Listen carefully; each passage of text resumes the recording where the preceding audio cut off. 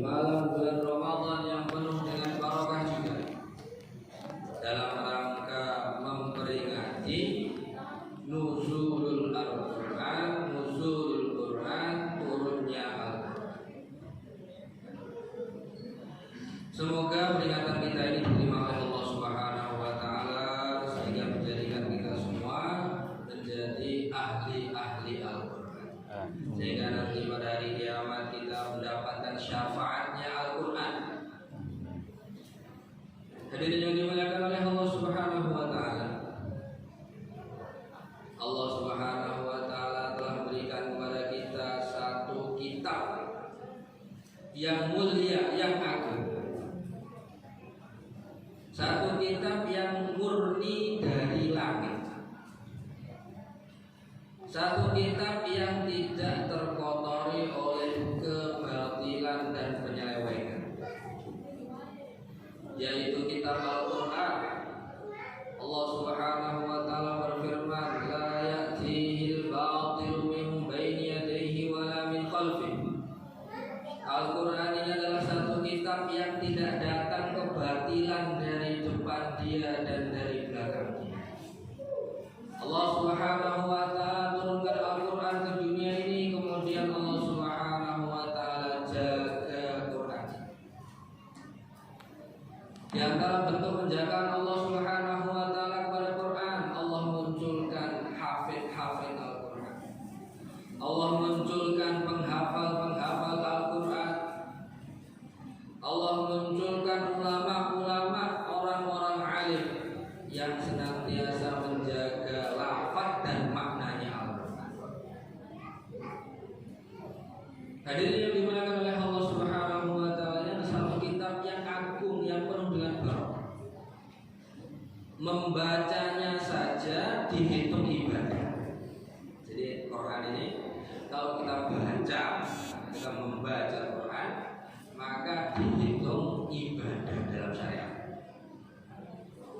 Jadi termasuk ibadah bukan hanya sholat saja, bukan hanya zikir saja, bukan hanya sedekah, zakat saja, bukan hanya puasa saja, tapi membaca Al-Quran termasuk ibadah yang tidak ada dalam kitab yang lain.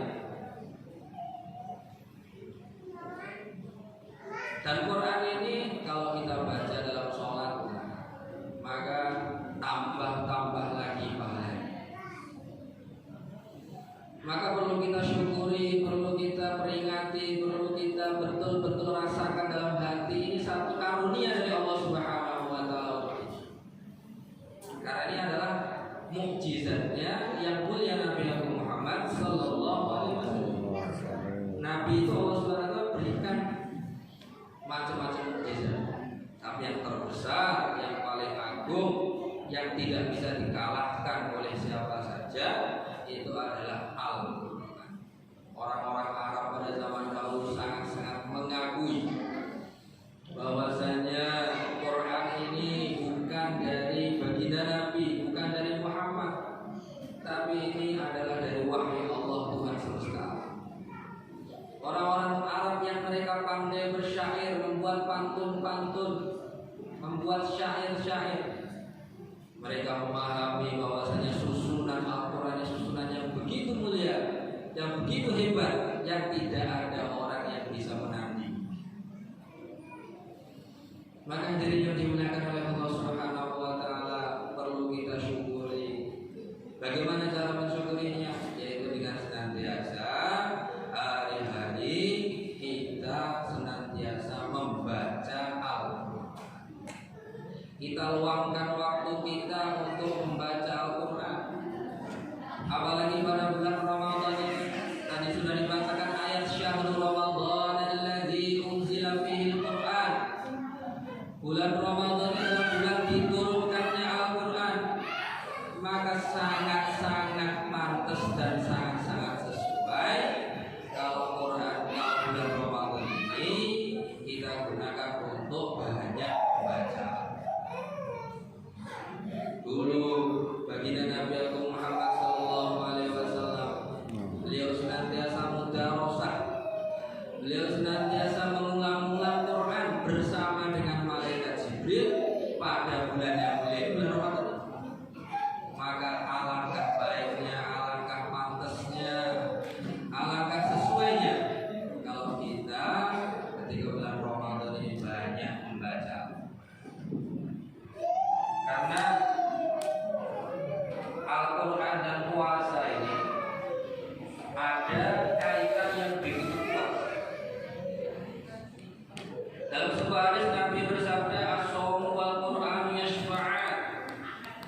puasa dan Al-Quran ini akan memberikan syafaat, akan memberikan pembelaan kepada orang-orang yang berpuasa dan orang-orang yang ahli baca.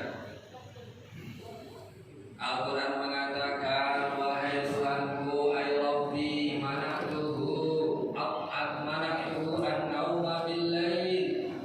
Wahai Tuhanku, aku telah mencegah hamba-Mu ini untuk tidur pada waktu malam.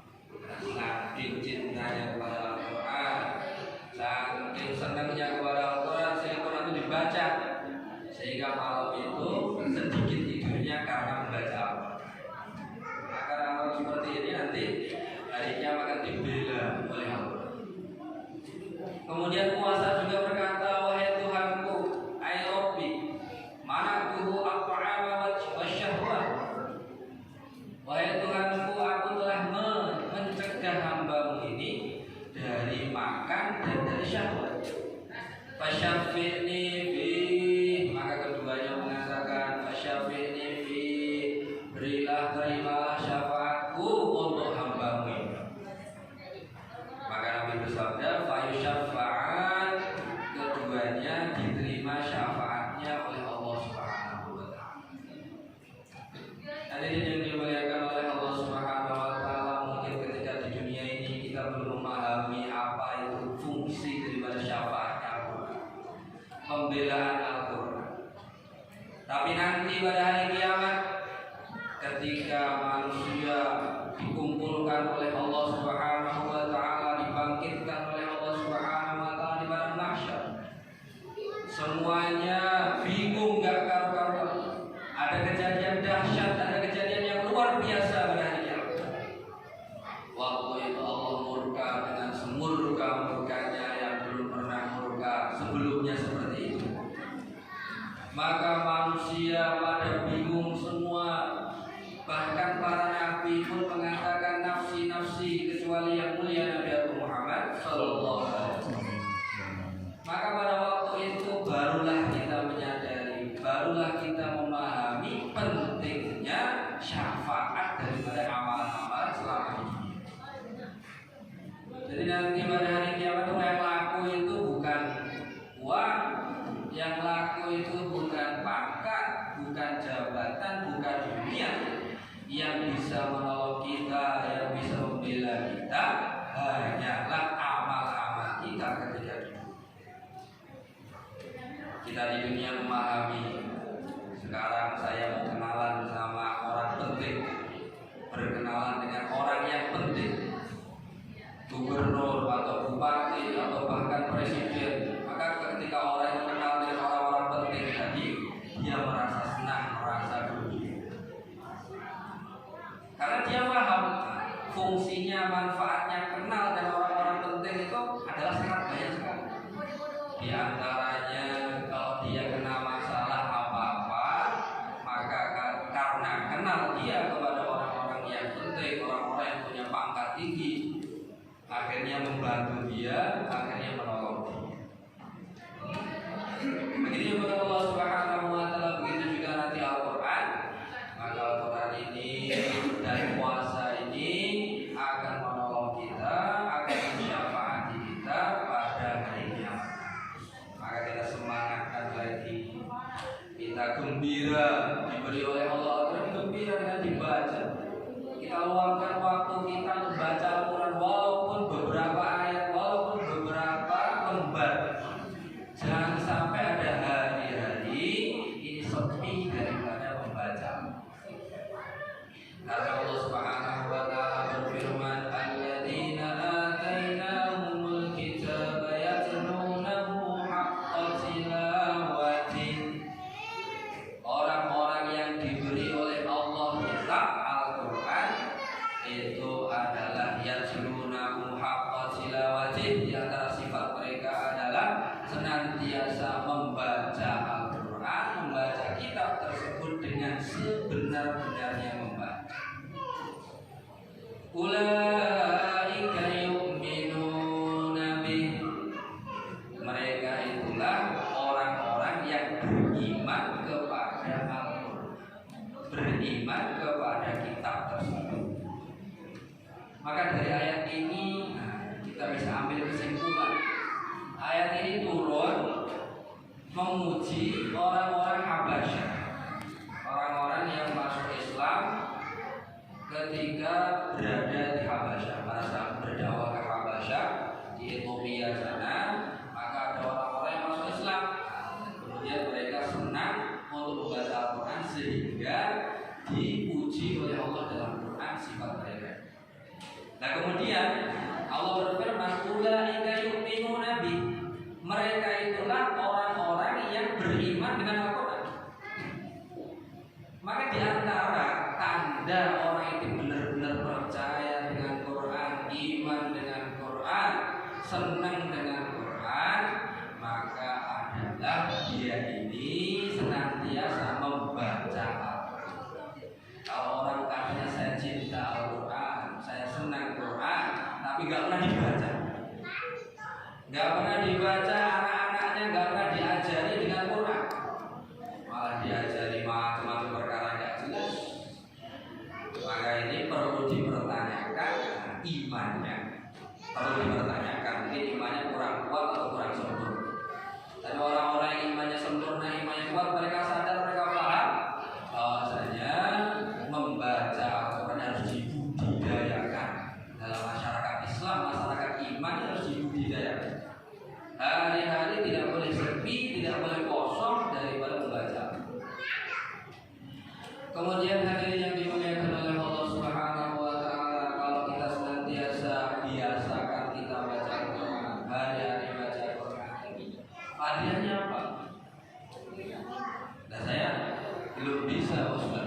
Saya belum bisa baca Quran, bagaimana ini? Saya terbata-bata ini, bagaimana ini? Tetap harus senantiasa berusaha. Cari orang-orang yang bisa baca Quran, kita belajar membaca kepada dia.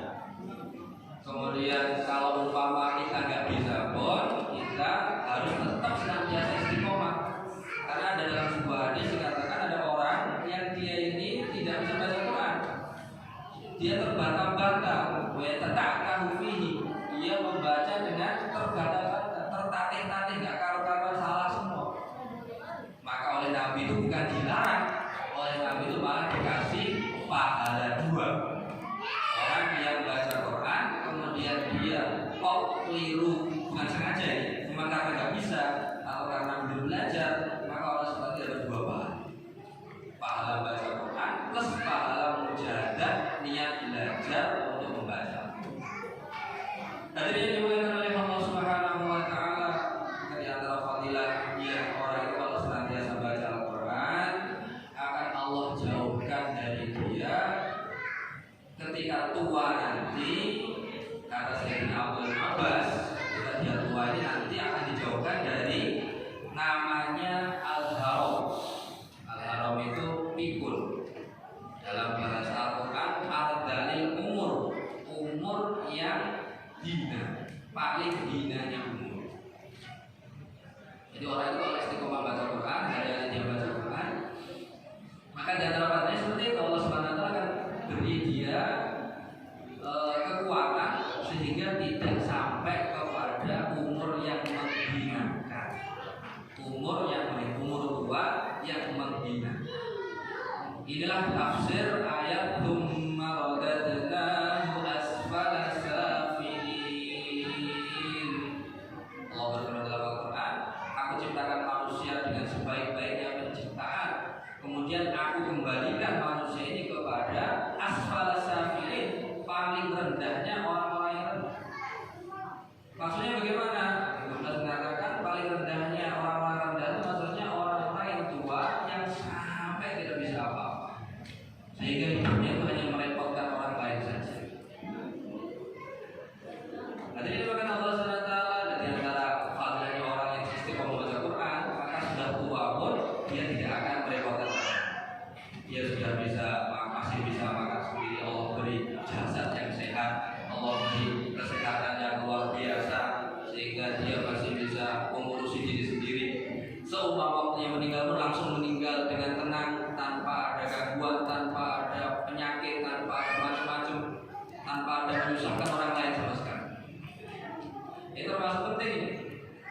Karena Nabi itu pernah bersabda, kalian minta perlindungan kepada Allah dari ardalil umur, dari dikembalikan kepada umur tua yang membingungkan orang lain, menyusahkan orang. Maka guru kami itu pernah memberikan satu ijazah amalan. Kalau kamu baca ayat ini, kamu baca doa ini, maka Allah akan wafatkan kamu dengan mudah. Allah SWT beri kesehatan kamu, semua kamu meninggal dunia pun kamu itu tidak menyusahkan orang lain. Baca ayatnya ini. Makanya itu penting. Kalau orang itu